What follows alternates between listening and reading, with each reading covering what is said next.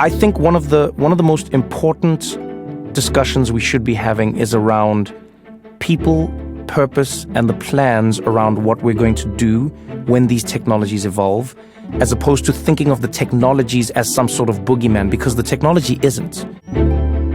Hi, I'm Reid Hoffman. And I'm Aria Finger. We want to know what happens if, in the future, everything breaks humanity's way. We're speaking with visionaries in every field, from climate science to criminal justice, and from entertainment to education. This is possible. Welcome to the Possible Podcast. Our illustrious guest is Trevor Noah, who has hosted the Emmy and Peabody award-winning show, The Daily Show, from 2015 to 2022. He's the author of the New York Times bestseller book, Born a Crime. He's been a comedian for over a decade. He speaks about 7 languages, and he calls New York City home, just like you, Aria. But with his breadth, I anticipate we're going everywhere. So, Trevor, welcome to our Possible Podcast about what is possible. I cannot tell you how excited I am to see you and have a little bit of a chance to turn the microphone, having gone on your shows before. So welcome to Possible. Thank you so much. And good to see you again. Good to chat to you again. I'm excited for the conversation. So, Trevor, I'm excited because Reid and I have a little East Coast, West Coast battle, me being a New Yorker and him being a West Coaster. So when you hosted the Grammys and you talked about LA maybe not being the greatest city in the world, I'm just going to pretend that you think New York is actually the greatest city in the world. Oh, that's funny. I love how everyone thinks it's in relation to their city. I'm always intrigued by how everyone thinks their city is the best city. Here's the thing I always ask New Yorkers. I go, if New York is the greatest city in the world, why does everyone have to leave it every weekend if they get a chance? That's the one thing that sticks out for me. I think it's a phenomenal place, don't get me wrong, but everyone's quick to say greatest city. I feel like everyone has to say greatest city for, and then have the input that, what is the specifier that makes it the greatest city for something, and then I'll agree with you. So greatest city for nonstop, New York, I'm in. All right, I'll take it. I know, actually, from various contexts, you actually work on technological projects. Yeah. Everything from, thinking about where it plays in the future and everything else. And you voiced the artificial intelligence system in Black Panther. Is the topic of AI something that you were following intensely? And was there anything that you were thinking about when you were doing the, kind of Wakanda forever, AI voice about what role AI will be playing in the kind of future? It's an interesting question. Because in many ways, like when I would talk to Ryan Coogler, the director of Black Panther, I would always ask him what he envisioned his AI to be, because I think everyone has a different idea of what AI is, and I've come to realize some of the conversations people have about AI are endearing but misguided often, so some people will talk about AI, but really they're just talking about like simple machine learning. Sometimes people are talking about AI and they're just talking about processing a very simple command. And I think AI, the way I understand it, is a computer model that's getting to a place where it understands or it processes logic in a way that a human would be familiar with.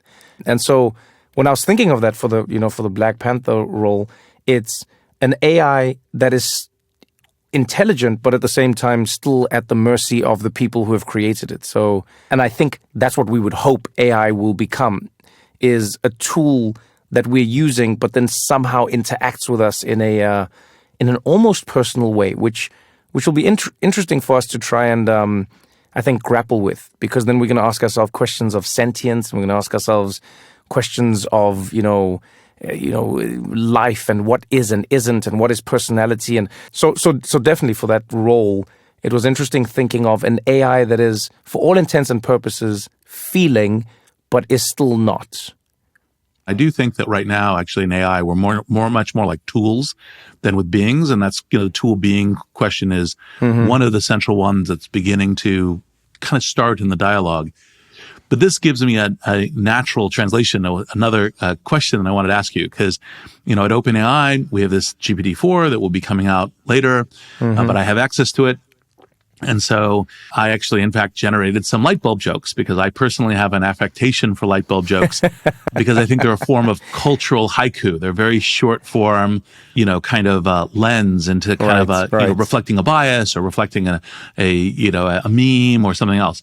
And so we're going to read you a couple of the light bulb jokes about Trevor Noah that GPT-4 generated. And we'd love you to reflect and what that means on GPT-4's sense of humor, what you would improve, that kind of stuff. So I will kick it off and then we'll trade.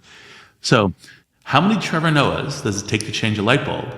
None. He just shines his smile and brightens the room.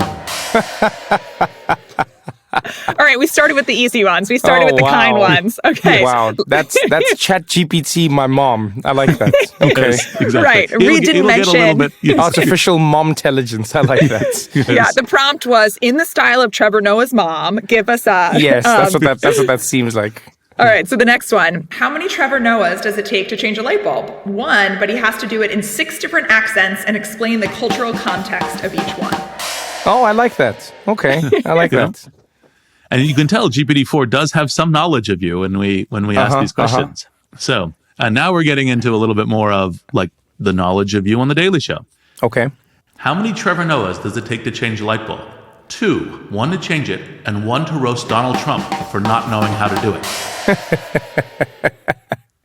Oh, okay. All right. It's a little that joke's a little simple, but I'll take it. Yes. No intelligence there. All right. Joke number 4. How many Trevor Noahs does it take to change a light bulb? 1, but he has to wait for Jon Stewart to retire first. That's funny. That's funny. See, that's a great joke. That's actually a very nice light bulb joke. I'm good. We have similar judgments. So what do you think about GPT-4? And in this little microcosm, does it have a sense of humor? I will start with the second question first. Does it have a sense of humor? I don't know the answer to that question, and I don't think any of us knows the answer to that question. Does it understand what a sense of humor may be? I think the answer is yes. It is able to learn how we use language to create what we call a sense of humor.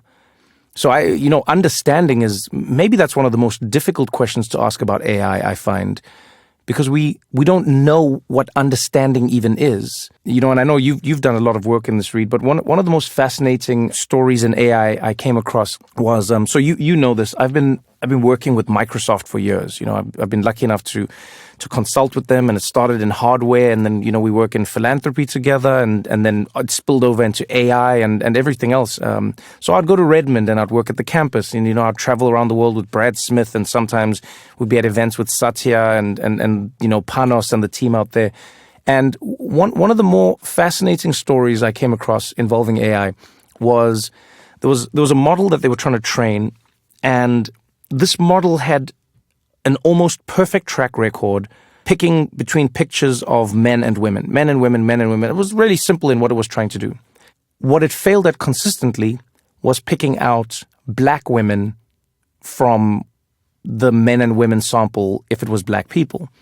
And try as they may, they could not get this AI to get it right. And they kept on loading more images, training it, more images. They're like, is it a bias? Is it this? What is happening?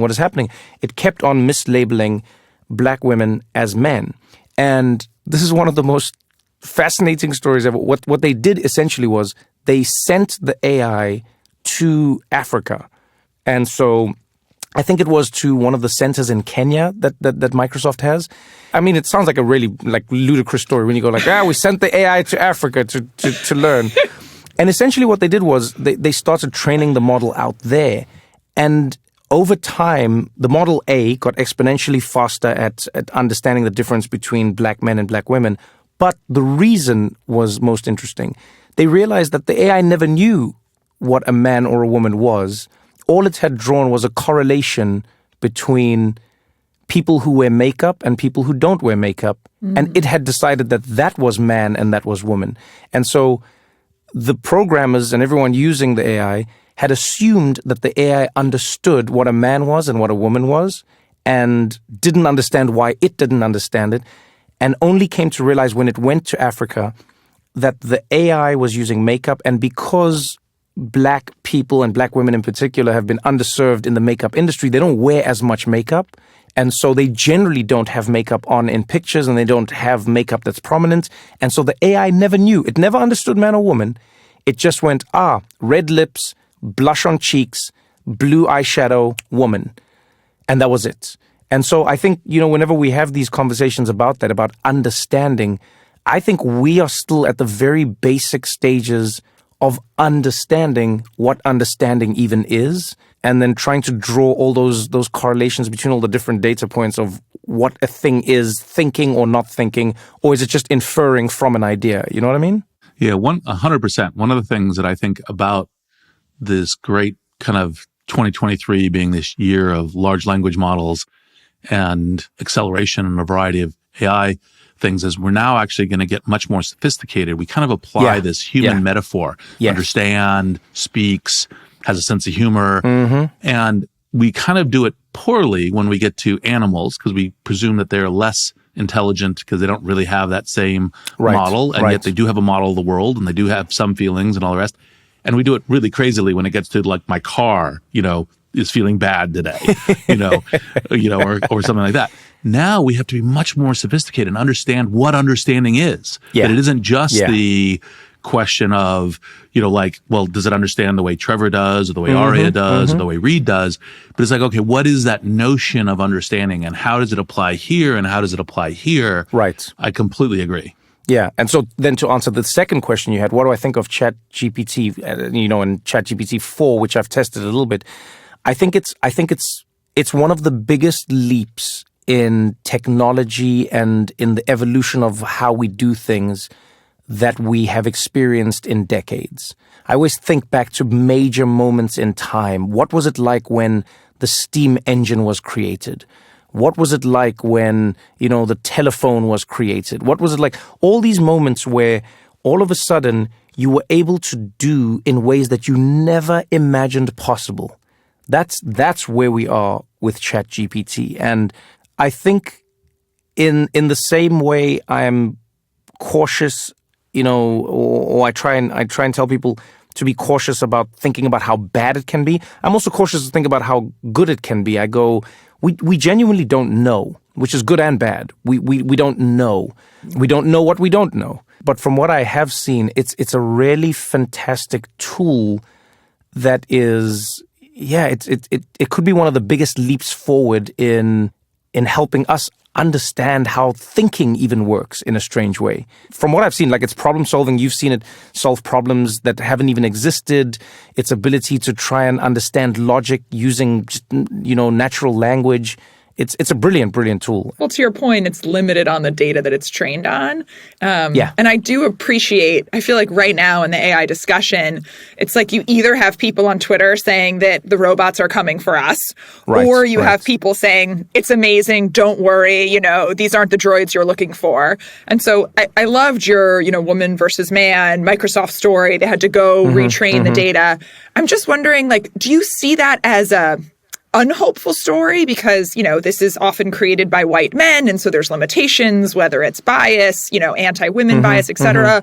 Or do you see that as a hopeful story where actually once we find out what's wrong, we can sort of fix the model? How do you see that in the evolution of AI? I'm eternally an optimist in this space. And, you can probably play this recording back when the earth is burning and the robots have put us into prisons. But for me, it's a hopeful story. Because let me ask you this. If you have an AI model that you realize is biased, you are able to find and correct that bias in a time that is almost impossible to recreate in a human being. So I think about how biased the world is that we live in and how impossible it is. It's almost impossible to change those biases that people hold. So if you say judges are sentencing people from poorer backgrounds and, people of color and black people are getting higher sentencing from a judge, how do you now go and undo that? Totally. People you can, and so that's why people talk about dismantling a system and recreating a new one, et cetera, et cetera, et cetera. But I argue in the world of AI and in these models, you can actually create a system where you're constantly refining it and it does not have any ego attached to its decisions or the way it processes information. And so I think for me, that's more hopeful. I think the ability to change your mind is something that most human beings struggle with, myself included. Like, I always ask myself the question, I go, how do I know I'm wrong? How do I know I'm wrong? What if I'm wrong? What if I'm wrong right now? What if I'm wrong? You know, I'm always playing that in my head because I always have to think about the possibility that I could be wrong, because everything I learned in life is because I was wrong. Somebody had to teach me something else. And with AI, I don't think we have that limitation. You know, yes, we have to be aware, but the fact that we're having the conversations means we're at least aware. And it means when we discover it, just like we do with every other technology, you know, you discover, oh, this car, you know, the brakes, well, yeah, they have a recall, and they go like, all right, let's fix the brakes. And now you have over-the-air updates, you know, so, you know, gone are the days of getting a cartridge from Nintendo and that's the game and it's done. Now you get a game, and in the first week, you've got your first patch. On the first day, often. It's like, all right, download the first patch. We found bugs. We've got fixes. We've got changes. We've got tweaks. I think that's hopeful, because you would want a system that is constantly changeable, and a system where you're constantly trying to, you know, you're trying to resolve all of those bugs along the way.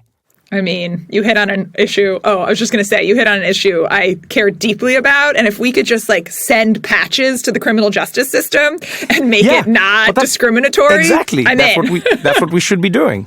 I'm in. 1,000%. I watched your interview with Mira Murati on The Daily Show.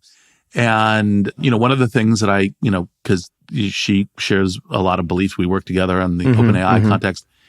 She shares a, you know, kind of this view of actually, in fact, of amplification. And she was talking about that with you, with DALL-E and other things. Right. I didn't quite get from the show how it sat with you. Like, do you think AI is going to be a really useful tool in augmenting writers and artists? Will there be some replacement? You know, how when you were having that dialogue, you were doing a very good job of, as you do, of bringing her out. But I was curious about what your reflections within your industry are of what the next, you know, year and 3 years of this will look like in terms of producing perspective, you know, news, entertainment. Right. Yeah. So here's the biggest thing I've enjoyed, but in like a curmudgeon-y kind of way in this conversation. I found it particularly interesting that everybody says the phrase, or not everybody, but a lot of people will use the phrase, AI is going to replace these jobs. These jobs are going to be taken away by AI. It is going to. And I'm like, people, I think everybody needs to take a step back and realize you're not afraid of AI.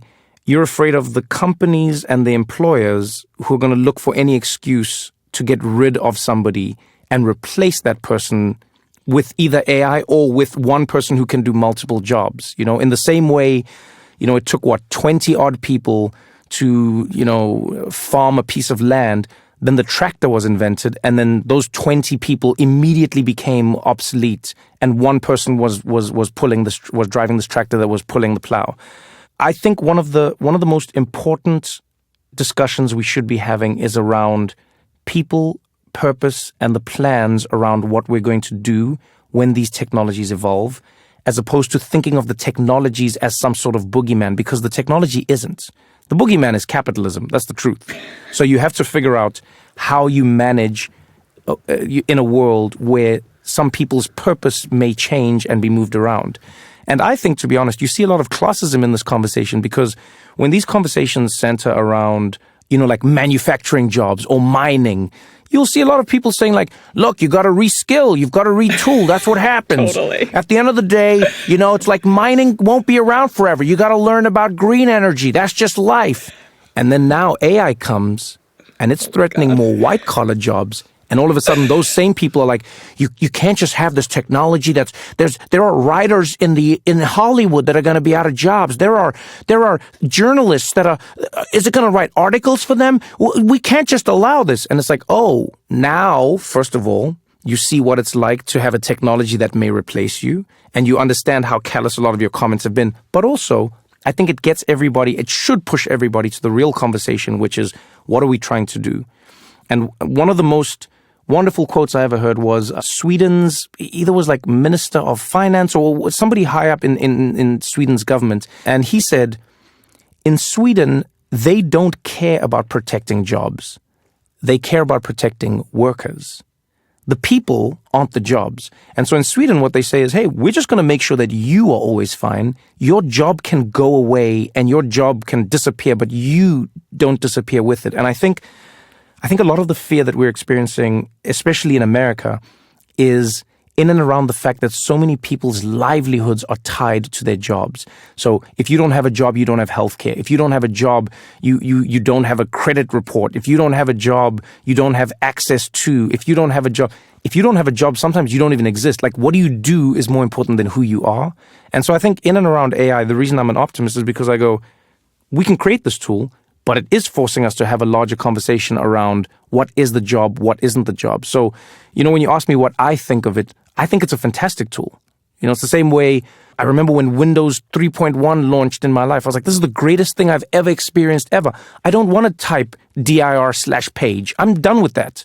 You know what I mean? I don't want to be going through every single file and searching for a folder and typing every command prompt out there. I don't want to do that. The graphical user interface changed everything. And I think this is in many ways a different type of graphical user interface where it's going to enable us to either program faster or to write quicker or to summarize information in a way that we never have before. And in doing that, we can do more. The question is, how do we protect people from the inevitable conclusion of capitalism, which is a company is going to try to make as much profit as possible because of a thing called quarterly earnings, which I hate. By the way, this isn't really our subject here, and we will get to a funny GPT-4 thing as part of it. But I do think it's important for me to say, when I was an undergraduate, I was kind of like very opposed to the kind of philosophy of capitalism. I would say it's a great technology and a bad philosophy, a little bit kind of the meaning of life thing. I've now kind of come to the view that it's kind of like, look, what we've been doing as a technology is we've been modifying it all kinds of ways. Right. And a lot of where we've gotten to, because and among some circles, it's fashionable to be critical of capitalism, is like say, well, actually, a lot of the progress we've made since the Middle Ages in terms of, kind of manufacturing and a bunch of other stuff all comes through capitalism and does come through mechanisms like quarterly profits, which has some negative side effects too and can be, but we've also gotten a tremendous amount out of it. So I tend to be how do we mod it? Or if someone has a better idea, then it entirely like what's the new idea? But it's like, ooh, we've gotten a lot of good things about it. So I tend to be a modify capitalism person. Oh yeah, but I think if you look at it, there's no denying it comes with good. Many things come with good, but like I learned working with my mom in the garden, which I hated. Every single plant, given the opportunity, will try to destroy every other plant in its ecosystem if it's not meant to be part of it, And I think we shouldn't take that for granted in terms of like how, to your point, capitalism has been designed in the way we think of it now. Like what is it actually trying to do? Everything is good, but everything taken to an extreme will have disastrous effects. So fasting is good for you. Fasting perpetually is starvation. So drinking is good for you. Drinking perpetually is drowning.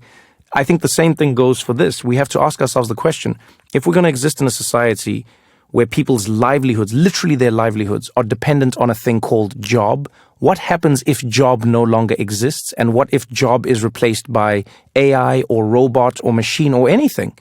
And so I think when we look at AI, I think we will yield better results if people aren't spending half their energy worried that this thing is coming to get them and can spend all of their energy working on using it for what it can be used for. And so I think that's what we need to be thinking about now with AI is, okay, how does this make people's jobs as opposed to take people's jobs? And then for me, which is my passion, I go to, well, maybe it means it's not an 8-hour workday anymore. It's a 4-hour workday. And then, I know I'm delusional in saying that because it'll never happen, but that's honestly my dream, is that people will use these tools and then we just have more time in life.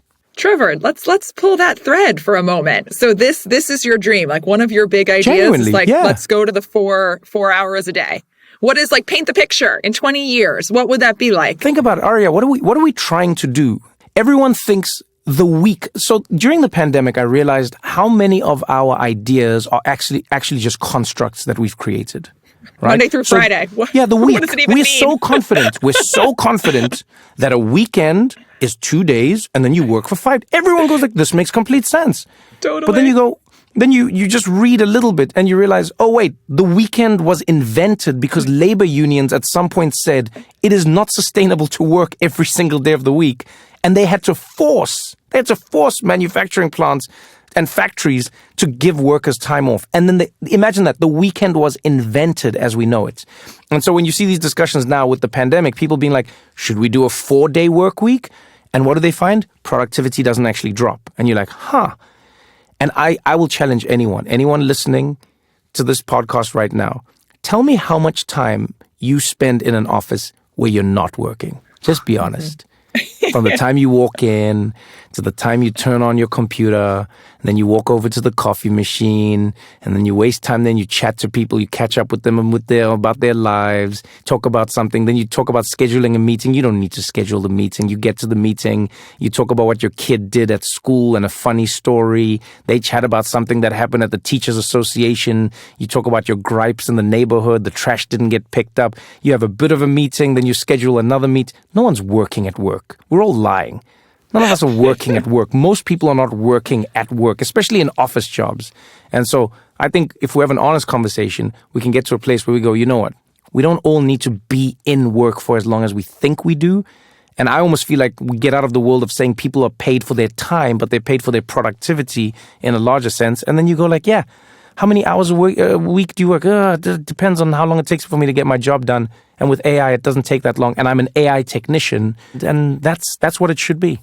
I mean, I love it about office workers because I'm always like, take any office worker and let them be a teacher for just 1 week where they actually have to work all day long. Yeah. And they'll be like, where was my coffee break? Yes, exactly. So, I'm with you. To transition a little bit, you know, we talked about how AI could be a tool for the future of the entertainment industry. We shared with you a story that was written by GPT-4. And so if you hate it, I didn't write it, that's fine. You're only hurting GPT-4's feelings. And it posited a future where there was the AI show. And it was a show in 2033 where the AI was customizing the show to who was watching. If the person was 70, it was explaining what TikTok was. If the person was 40, it was talking to them about LeBron just, getting over the scoring title. What do you think about this story, or how would you use AI in the next, 5-10 years to create a better entertainment show, to create a better media show, to create something in your industry? So there were 2 parts of the story that I really enjoyed. The idea of creating a show for every individual person that catered to them is, I think, one of the most exciting advances in technology and in entertainment we could possibly pursue, because while it is normal for us to learn together, grow together, go together, etc., you can't deny that means a lot of people get left behind because of a standardized anything. Imagine if you had a news show that catered to your level of knowledge about the subject matter and knew how to filter out what you already know and what you should know and what you don't know and what you need to know. That would be amazing. I think that would be phenomenal. The one downside, though, is I think we should never take for granted what we lose in society the more niche and individualized our experiences become. I think it's important for us to remember how much being a part of a society comes from having a shared experience of what reality is. And so that's why I'm a big fan of cultural touchstone moments. I love big events like the World Cup, the Super Bowl. Any of these things that everybody is watching, like a space, like a moon launch, moon landing, all of these big moments, because what they do is they just make everybody agree on reality for a moment. Where were you the moment that? That's such a powerful tool that we take for granted and that we're losing in a world that becomes more, individualized. So it is good. Yeah, now we can watch whatever TV show, we can listen to whatever song. But it also means there's fewer of us humming at the same frequencies. There's fewer of us laughing at the same moments. Remember the times when you and your entire family would sit in front of a TV and watch the same show, whether it's Family Matters or All in the Family or any of these shows. But it meant we all just had a moment where we're almost resonating at the same frequency, which I think helps us come to consensus in other areas of life that we take for granted. So while it's good and amazing, I think, for learning especially. I think there's also an element of bringing it all together that would also be crucial. And maybe it could do that. Maybe at the end of the day, Reid watches something, you watch something, I watch something, and it makes sure that we all know that LeBron James has now surpassed the all-time scoring record, but the way in which we learned it was completely different. And then maybe that could be what sort of brings us back together. And that's kind of the thing that I'm hopeful for. And by the way, to your earlier work comments, which I basically completely agree, it's like, how do we use this tool and how do we do it? Mm-hmm. I think there's a whole bunch of human work that we essentially have almost infinite demand on. I'll use a parallel from LinkedIn, which is, when we started LinkedIn, people said, this is going to put recruiters out of work because it'll amplify the ability for recruiters so much that you'll have 1 versus 10. Right. And what I've seen over the last 20 years is we have, if anything, the same number or more recruiters. Right. And because we have kind of infinite demand for it. It's not every job. We don't have infinite demand for tractor drivers. There's places where that 20 becomes 1. Mm-hmm. By the way, that was a particularly nice job to give the other 19 better jobs than hoeing in the fields. Most people don't like the hoeing in the field job. Right. Right. And is not particularly meaningful for most people. Mm-hmm. But I think that kind of amplification, and I think that AI in the media space can be used to build bridges and build bridges also to shared truth. Obviously everyone's worried about the misinformation and can be used that way and how groups politicize. I think you talked about that with Mira on the Daily Show. Mm-hmm. But I think it can also be, how do we use it to find a common truth, partially through common events as well. And I think that's one of the things that we should be asking for the creators of AI to be paying attention to and to doing. And I think that's one of the reasons why the public dialogue about it is so important. Right. I think it can be achieved. I always think of Wikipedia as a great example. Every time people talk about misinformation and society being bad and whatnot, I disagree. I disagree because I look at Wikipedia as a perfect example of what naturally happens when there isn't an external factor pushing the platform to make decisions that are suboptimal for the facts that it is trying to push out. And because of Wikipedia's business model, it's accurate.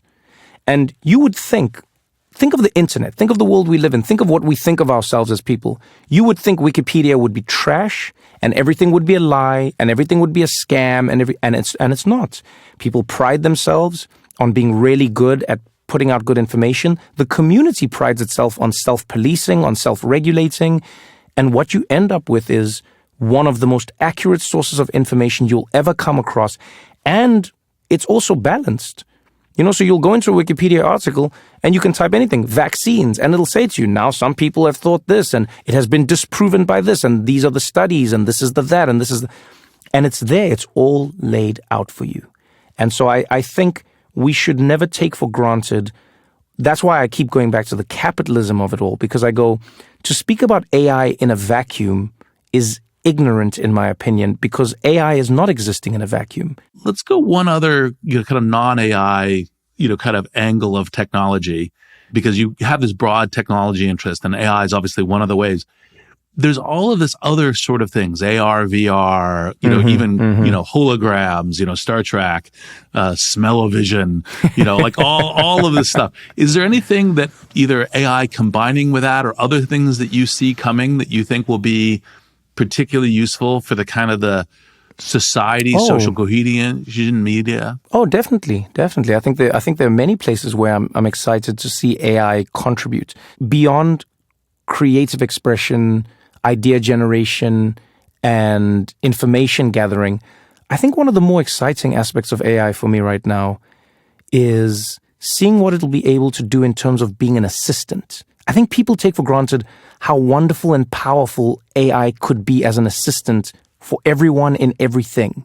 Your grandmother using it to tell her about her medication, but really break it down. Your child using it to ask a question to further understand what the homework assignment is actually about, as opposed to just sitting at home blank and not understanding. Somebody at work asking for a piece of clarification with some of the materials that they may be using, in, everything from building a power plant to compiling an Excel spreadsheet, whatever it is. I think those areas are really exciting. And so in the world of AR and VR, I mean, we don't know. I've often thought, like, I'm a gamer. I love gaming. I love thinking about how AI could combine with gaming. I think of worlds that we already experience in video games. And now imagine if AI is generating all of the conversations that every character in Grand Theft Auto is having as you're walking through the street. All these NPCs, these non-playable characters, you're walking around, and they're all having real conversations that are being generated, and the possibilities are almost endless. And then what does that mean for a world like Second Life? What does that mean for the metaverse if it ever exists? What does that mean for all of it? And then you think of, small things like training. You're training to be a doctor, an engineer, a pilot, a mechanic, whatever it is. Imagine a world where your instructor is AI. You're wearing goggles that are showing you what you're going to be doing. You are able to stand in front of a Rolls-Royce engine on a Boeing 787 or whatever plane it's on, and you're able to meticulously work on it and work to the level of skill that you need to be able to get that job in a way that you wouldn't have before. You couldn't have flown to the right academy. You wouldn't have been able to live where you needed to live. You wouldn't have afforded accommodation on campus. And yet now you could do all of this. And your instructor moves at the pace that you need them to move at, as opposed to moving at the pace that they have to because of, the hour hands on a clock. I think all of those applications are really, really, really fascinating because it can become everybody's personal professor, where you can say, Professor, I don't understand that. Could you repeat that? Could you go back? Could you slow down? Could you elaborate? Could you break it down? Could you give it to me in an analogy? Could you, whatever it might be, it means that you almost have an infinite capacity for learning and applying that knowledge. Every avenue I see it used in, I find particularly fascinating. I love that so much. Reid actually wrote an article called A Co-Pilot for Every Profession that was similar sort of in vein to what you're talking about. Like, everyone thinks about like, oh, but isn't a real life teacher better than an AI tutor? And it's like, well, if you're a kid at home, to your point, like sitting after school for 3 hours with no adult, like, oh my God, like an AI tutor is so much better. And so the possibilities are endless. Like, one thing we talked about was truth, information. You talked about how social media hits the capitalism and profit motive has sort of disrupted that cycle. Do you have any hopes for how to make the social media atmosphere better? How to, not necessarily with AI, with anything, how to make the disinformation cycle better? I mean, this is something you talked about on the Daily Show for the last 6 years. How do we fix that part of society, or are we hopeless? Well, I don't think we're hopeless. I think we're misguided. In my opinion, trying to fix disinformation is trying to undo humans. I am yet to discover a period in time when there wasn't disinformation. It's literally as old as time. Go read the Bible. There's people lying and telling stories in the Bible. When I think of it that way, I go like, instead of trying to fix disinformation, first of all, we try and understand why people do it, why they don't do it. We'll always study that forever. What I look at with social media rather is, how do we protect ourselves from something spreading as quickly as it does, So it's the same reason we don't allow people to own bombs. Unfortunately, in society, most humans don't want to hurt other humans, most humans. But for those outliers, we don't want them to have an outsized ability to inflict harm upon others. And so we try and limit their access to these weapons or to these, these tools of destruction. I think the same goes for social media. The one downside of social media is it's designed to create engagement. And I think sometimes we block ourselves when we talk about it being good or bad. It's not good or bad. It's just, it is designed to maximize engagement. Unfortunately for humans, and maybe this is because of our reptilian brain or whatever, we engage with danger and we engage with what we don't agree with. And we way more than things if you read a tweet that you like, someone tweets something out there, they go like, nothing better than the first day of spring. You just read it and you're like, yep, keep it moving. Happy, keep it moving. You might not like it. You might not retweet it. You might not anything. But if somebody writes there, they go, spring is the worst season ever invented. I wish it was winter perpetually. You would go, all right, I need to engage with this psychopath, and it's on. That's engagement. Right. And so, unfortunately, what happens is, because the model needs engagement to remain profitable, it then has to encourage the thing that is not best for us, and that is conflict. So How would we change that? I honestly don't know. I mean, I look at what's interesting is like, look at how China has handled their social media. And don't get me wrong, I'm not saying we should move to China's model, but there are a few interesting elements in how they've decided what you can and cannot do for the health of a community. You cannot just inundate people with TikTok videos that basically mush their brains. They are TikTok, and yet here they are saying, no, this is how we think TikTok should be applied to our country and how kids should use TikTok and what should be on TikTok and how many hours of TikTok, et cetera, et cetera, et cetera. I don't think that's meritless. I'm not saying we should move to a Chinese clamp down system, but I don't think it's meritless. The same way at some point the US government said, hey, vape pens. Actually, what's happening here?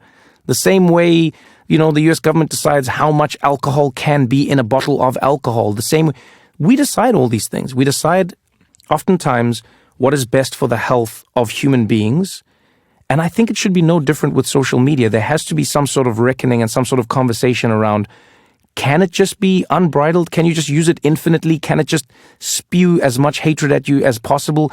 When I open my phone, I'm just going to see every racist incident that's happened in the last 15 years. To be honest with you, I do think social media companies should be held responsible for what is not put on their platforms, but for what is pushed on their platforms. I think a lot of social media companies have tried to duck and dive and be like, oh no, we're just a public messaging board. We're just we're a public square. We don't want to decide what people say or don't say. And it's like, yeah. Okay. But if that's the truth, and if that were true, there's no public square that amplifies somebody's speech on their behalf. If Reid goes and stands in a public square and says something, the public square doesn't send that to me at home. And so I think there's a level of culpability that social media companies wish to avoid. And I think at some point, I think of the most dystopian version of this is like, I can see a world where somebody, and I think there may be a case that's heading up either to the Supreme Court or somewhere where somebody's going to do something and it's going to be something terrible. And their defense is going to be that they thought they were acting either in self-defense or protecting their country or whatever it may be because of the reality that they were presented with by social media. And I think it is then going to be an interesting case study in how much does social media play a role in determining what people do or don't do? Because if you were watching, let's put it this way, if you were watching the local news or even the news, like the national news, and someone like Lester Holt came on and said, breaking news, America is being invaded right now. There are aliens out. Everyone get outside and take your pots and pans, fight with all your might. And you walked outside and you saw aliens, or you saw what they said were aliens. They said they're going to be dressed like this and this is fight with all your might. And the president put out an address and said, there's aliens, we got to fight these aliens. You would do it most likely, right? You'd either lock yourself in your house or you'd go outside and you'd fight the aliens. And then the next day someone comes and goes, actually that was all fake. It was actually just like it was a fake news report. We don't know what happened. Are you liable for all the aliens that you've killed that weren't aliens? What do you do now? You're like, they were actually humans. Are you fully liable or aren't you? We want to make sure we capture a few rapid fire questions, and I will open with, is there a movie, song, or book that fills you with optimism for the future? So a book. One of my favorite stories is by Roald Dahl. It's I think it's The Wonderful Story of Henry Sugar. I love that story. And 6 more, yeah. Yeah, it's such a wonderful story because it's the story of a man who has everything in life, wants to get more of everything in life, and on that journey discovers that he was trying to fill a bucket full of holes, essentially, which was himself.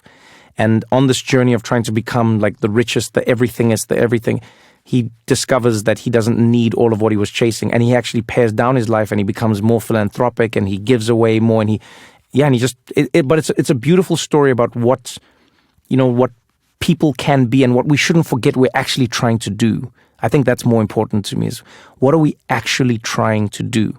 It's a really wonderful story because it reminds me if we can find ways to tap into what we actually need in society, we can find a cleaner path to getting there. All right, rapid fire number 2. Where do you see progress in society that makes you hopeful or that inspires you? Like what good is going on that you feel really good about? Oh, everywhere. I think one of the downsides of nonstop 24-hour news, both on television and online, has made people a lot more cynical than I think we should be. Because news has to be bad in order for you to find it interesting, in order for it to, generate that engagement we talk about. And what that means, unfortunately, is you can live in a space where you only think bad is happening. And I'm not saying bad isn't happening, but it is not happening at the rate and the scale that most people think it is. I'll ask people questions. Someone will be like, oh, this city is not safe.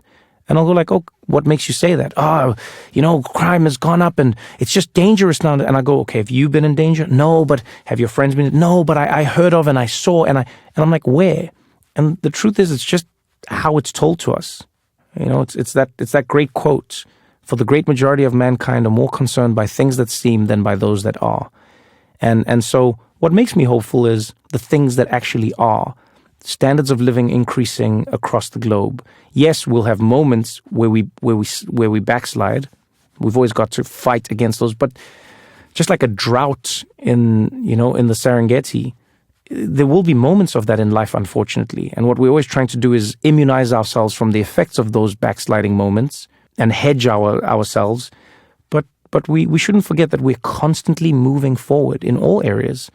I look at how tech, a world where it was once so homogenous and blindly homogenous, has become completely comfortable having conversations now about like, all right, but what about women in the space? And what about people of color in the space? And how are we making this more equitable? People take for granted how not just unheard of, but impossible those conversations were a few decades ago. And now people just have them. I think that's fantastic. I think that's a wonderful place to see technology moving forward. I think in order to be a technologist, in order to be somebody who loves creating technology and working on designing a future, you have to be an optimist, because you have to believe the future you're designing for will exist, or you have to believe that what you're creating will contribute to that future. As somebody who loves working on technology and working in technology, I can't help but be an optimist. And it's not even like I made myself that way. I am that way. And that's probably why I gravitate towards the world of tech. Me too. Is there a particular technology that you're watching to help us regain optimism, or to shape, to make sure we don't? Because we are collapsing into pessimism in various ways. Is there anything that you're particularly paying attention to there for reconnecting us intellectually and emotionally with, on a broader societal basis, with possibilities for optimism? Although it has many downsides, I have been really intrigued with how TikTok operates. And look, it's still relatively young versus the other social media platforms. And so I don't know what it will evolve into. It may go downhill. I don't know.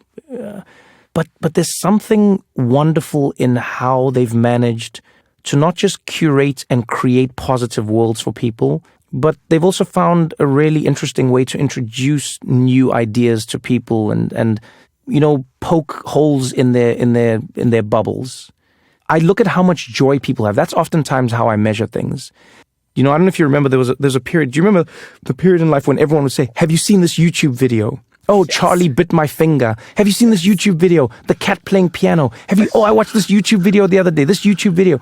Those are magical moments. Now YouTube has become a lot more long form and people don't really go to it for that type of information or content. But that's beautiful. That's really, really cool. And I think TikTok is in that infancy right now. I think most social media platforms actually start there, funny enough. I remember I was on Twitter when it was all about jokes. All people made was jokes, and it was fun and it was cool and it was reckless as well. But that's what it was. And now it's become a lot more serious and a lot more, angry and a lot more determined. But I think TikTok is in that space right now. And so I'm always excited to see where these technologies are going to go. How do they connect people? How do they inform people? How do they bring them joy? A person will always smile to you and be like, I watched this TikTok the other day. Oh, have you seen that TikTok where? That's wonderful. I don't think we should ever take for granted how powerful joy can be. Well, Trevor, you set us up really well to the final question we ask everyone, which is, leave us a final thought. What is possible to achieve if everything broke humanity's way? Like if everything went right, if we achieved the possible, like what does that look like for us? What is that future? What is the first step to get there? Oh, this is going to sound weird. I hope we don't ever get there. I've recently been reading a lot about how we see the world and how puzzles and challenge and difficulty are the reason we survive as a species. And unlike any other species, I wonder what would happen to us if we have no challenge and everything does fall our way. Does it mean we become less resilient? Does it mean we become less resistant to what may impact us? Does it mean we don't survive pandemics? Does it mean once something pops into our world that's an outlier, that doesn't go our way, does that wipe us out? Do we become such a fragile species that we don't know how to deal with adversity? I don't know the answer to these questions. I keep talking to people much smarter than me to try and figure it out, and I like thinking about it myself. But I hope we get to a place where everybody finds a solution to an almost artificial scarcity that we've created in some aspects of what we do, and we sort of come to exist more as opposed to just living to do. I sort of can't articulate it, but I think about how important it is to have art, like a sculpture, a beautiful building, a painting, music. People take all of these things for granted. You don't see it in schools. You see them getting cut from curriculums. And I understand why. People go like, well, I'm not going to pay so my kids learn how to play the clarinet.